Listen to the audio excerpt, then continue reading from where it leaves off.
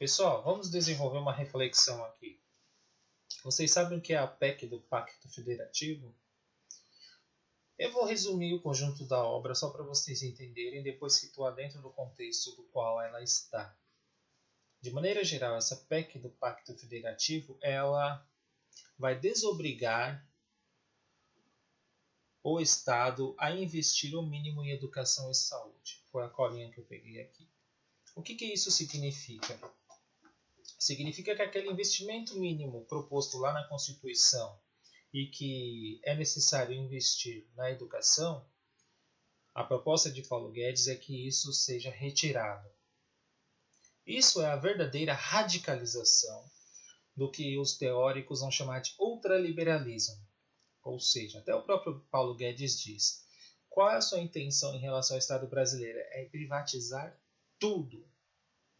Dentro desse contexto, a educação ela vai sofrer alguns impactos e retroceder muitos passos atrás.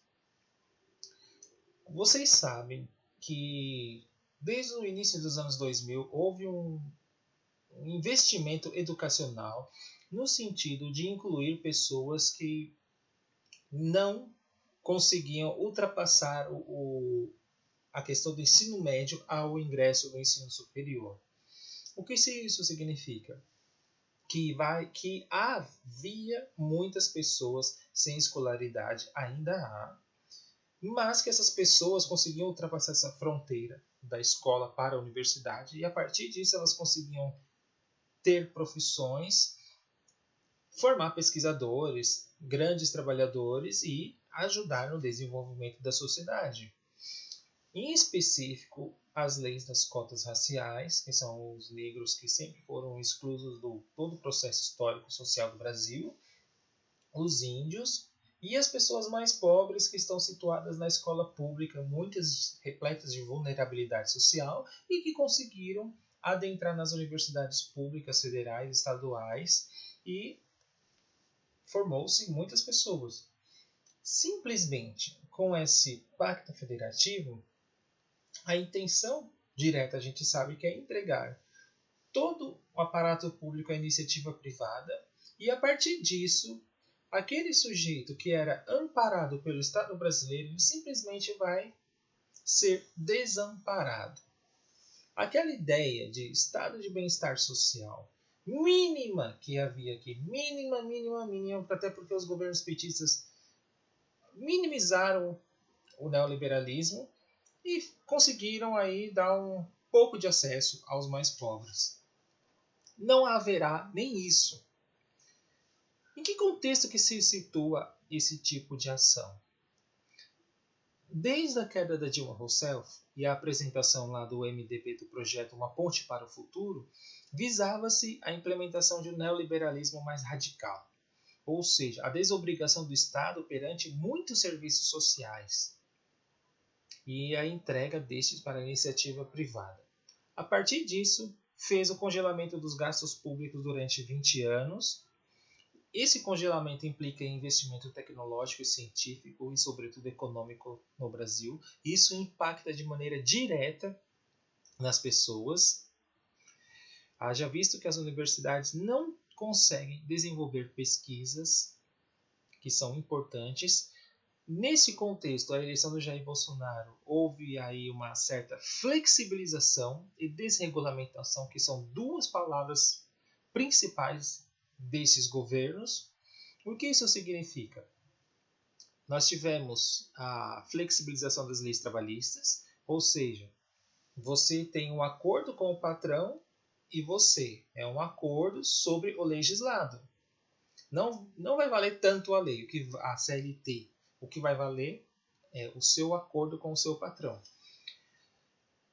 É a terceirização total dos serviços. Nesse contexto também você tem a privatização da Previdência, que é a dificuldade maior de se aposentar. E também tem essa questão, a desregulamentação do meio ambiente, das leis. E agora essa questão dos investimentos nos setores sociais, ou seja, é a reforma do Estado brasileiro, é a destruição total do Estado E dentro desse contexto, nessa sociedade neoliberal, a filosofia de vida não é mais uma ideia de solidariedade, como por exemplo como é que se diz, na previdência, aonde muitas pessoas pagam para outras que estão aposentadas. Não, a ideia é a individualização completa da vida. Cada um cuida do seu e cada um que se vire, cada um que corra atrás. Esse é o conceito de liberdade que eles trabalham. Antigamente, as pessoas se sujeitavam a algo, à indústria, ao trabalho, etc. E tal. Pensa nessas relações trabalhistas. Hoje, com a desindustrialização fortíssima do Brasil e cada vez mais investimento financeiro, a financiarização do mundo, as pessoas acreditam numa grande chave que é o investimento em determinados setores e a partir disso aquele dinheiro gerar outro dinheiro. Aquela velha equação de Marx, que dinheiro gerava mercadoria e que gerava dinheiro, simplesmente não existe. O que vai existir agora é dinheiro gerando dinheiro. É o D mais D. Não havendo indústria, não havendo escolaridade, não havendo acesso à universidade para essas pessoas mais pobres, o que haverá é um completo abandono das classes mais pobres e dentro desse contexto de pandemia que está crescendo cada vez mais, o estado de miséria do povo brasileiro ficará mais evidente ainda. É esse o contexto que se está, é esse o contexto de liberdade que eles pensam. Menos Estado e mais liberdade. A este respeito, eu trouxe aqui um livrinho que, aliás, eu vou desenvolver um curso, Byung-Chul Han. O livro é Psicopolítica, Neoliberalismo e as Novas Técnicas de Poder. Tem uma citação aqui de um conceito de liberdade que eu vou colocar aqui, é importante para vocês entenderem como que esses caras pensam a liberdade do homem dentro de um contexto político completamente desamparado em que o Estado não auxilia os mais necessitados. E os mais ricos sugam toda a verba estatal para si mesmos. Ou seja, eles pregam a desobrigação do Estado, porém, todavia, entretanto, eles utilizam em demasia o Estado brasileiro. Byung-Chul Han diz o seguinte: hoje acreditamos que não somos sujeitos submissos, mas projetos livres, que esboçam e se reinventam incessantemente. Essa é a ideia do projeto neoliberal. Faça você mesmo, renove-se. A sociedade está mudando cada vez mais, portanto, todavia, é necessário que você adapte às mudanças que a sociedade tecnológica vem nos colocando. Continuando. A passagem do sujeito ao projeto é acompanhada pelo sentimento de liberdade. E esse mesmo projeto já não mostra tanto como uma figura de coerção, mas sim como uma forma mais eficiente de subjetivação e sujeição.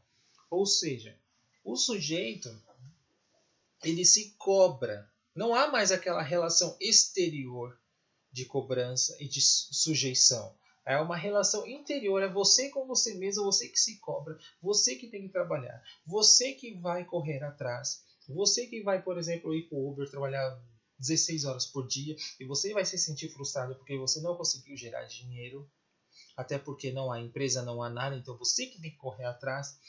É a completa informatização da individualização da vida. É esse o contexto da sociedade da qual eles almejam. Uma sociedade de todos contra todos, onde cada pessoa é uma concorrente de si mesma.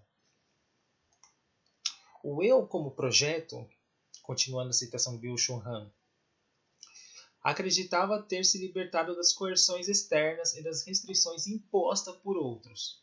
Submete-se agora a coações internas na forma de obrigações de desempenho e otimização. É justamente isso que acontece. Ele se livra das coerções externas por conta desse contexto de desindustrialização, se a gente pensar nessas ideias, e a partir disso, o sujeito, estando num estado social completamente desamparado de auxílio, o que resta é ele por ele mesmo. Essa é a ideologia neoliberal pregada para todas as pessoas. Um Estado, por exemplo, que desobrigado os setores sociais de terem investimentos mínimos, você que vai ter que fazer a sua oportunidade acontecer.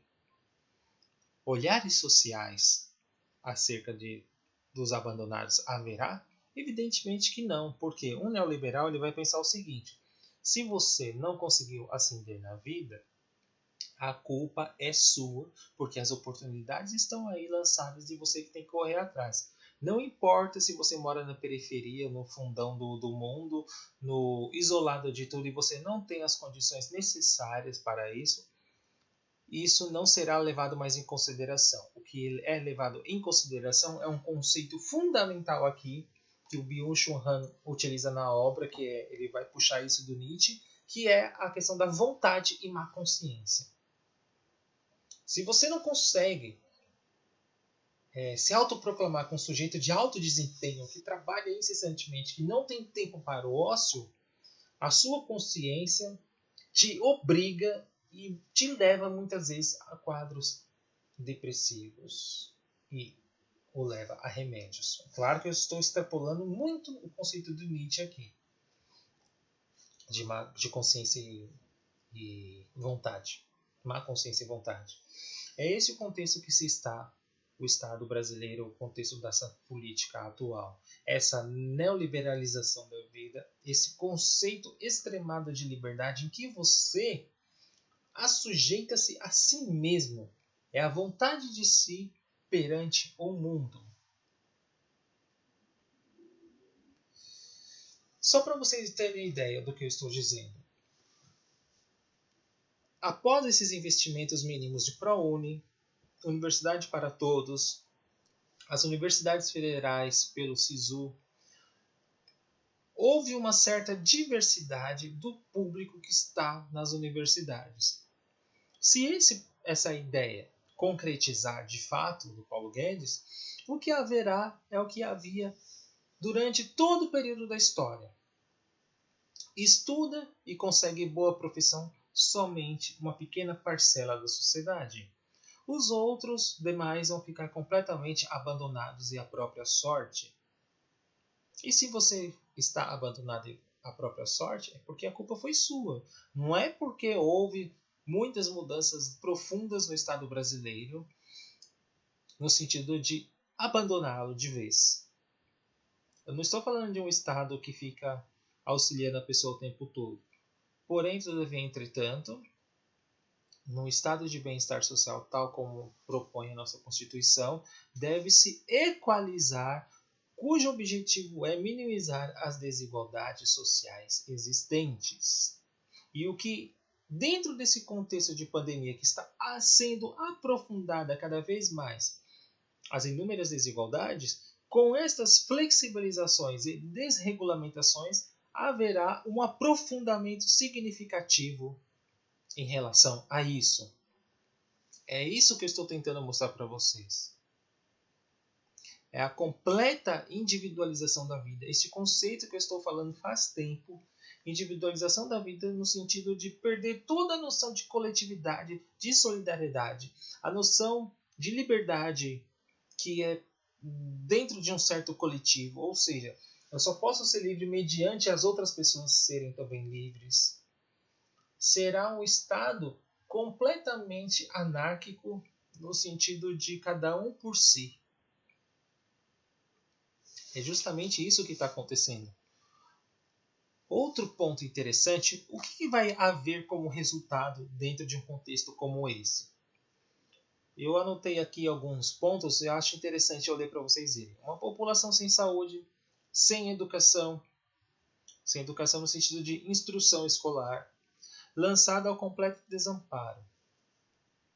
Essa é a sociedade neoliberal proposta pelo governo e aonde cada um é livre para escolher o que quer. É este conceito de liberdade falado por eles. Eu sugiro que vocês vejam o vídeo que eu fiz anteriormente em relação ao Silvio de Almeida, que ele faz uma denúncia do terrorismo. E lá vocês vão entender da onde surge esse conceito de liberdade, vindo lá do maio de 68, com aquele lema proibido proibir, e como esses setores ligados a essa ala mais à direita reapropriam-se desse conceito e o transformam completamente. Tá certo? Pensem sobre isso, sobre esta desregulamentação, quais os impactos dela de maneira direta na vida do povo brasileiro, principalmente dentro desse contexto de pandemia, onde a fratura exposta da desigualdade social está cada vez mais exposta ainda. Pare e pense sobre isso. Também vou pedir para se inscrever no canal. Nós estamos já com 600 e poucos inscritos. Como já disse anteriormente em outros vídeos, nossa meta é alcançar 1000 inscritos. Nós estamos fortemente trabalhando em cursos interessantes. Esse autor que eu li para vocês aqui, o Byung-Chul Han, vou elaborar um curso sobre ele, ponto a ponto desse livro. Muito interessante para a gente entender a sociedade contemporânea. Estou elaborando um curso chamado A Cidadania no Brasil, da escravidão a Bolsonaro. São 2 cursos interessantes. Um vai ser por meio de lives do Byung-Chul Han, o outro vão ser vídeos gravados que aos poucos vamos postando. Mas para isso, primeiramente, precisamos alcançar um número significativo de pessoas para começar a desenvolver essas atividades. Aliás, essas atividades já estão sendo desenvolvidas. Tenho o livro 2 livros eu lancei esse ano, o Ódio à Política, o Ódio a Pensar, que eu distribuo gratuitamente às pessoas.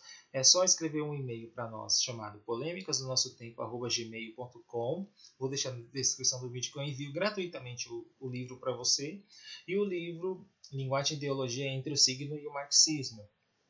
Tá? São instrumentos para você pensar a realidade brasileira de uma maneira mais ampla, mais crítica, no sentido de desenvolver a sua inteligência. Um abraço e até mais.